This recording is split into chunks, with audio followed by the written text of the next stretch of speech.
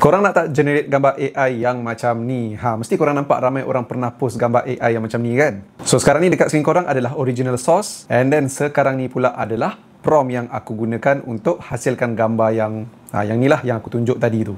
Tapi korang nak guna prompt tu dekat mana? Aku guna dekat Google Gemini, tapi aku pilih dululah dekat ruangan tools tu image yang ada ikon pisang. Sebab bila korang dah pilih image yang ada ikon pisang tu, terus Google Gemini tu akan dikuasakan oleh Nano Banana. Yes, Nano Banana ni merupakan Google punya AI image editor. Korang pun boleh cuba prompt yang lain juga macam yang korang nampak dekat skrin korang sekarang ni, dan hasilnya akan jadi yang macam ni. Ataupun korang boleh je buat macam aku, create a comic strip. Aku suruhlah Gemini ni buat aku jadi NASCAR punya racer. So hasilnya yang macam korang nampak dekat skrin korang sekarang ni. Aku belanja satu lagi lah prompt yang simple.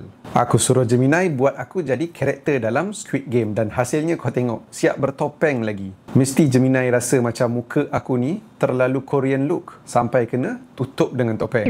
Banyak lagi prompt yang korang boleh try bila korang guna Gemini yang dikuasakan oleh Nano Banana.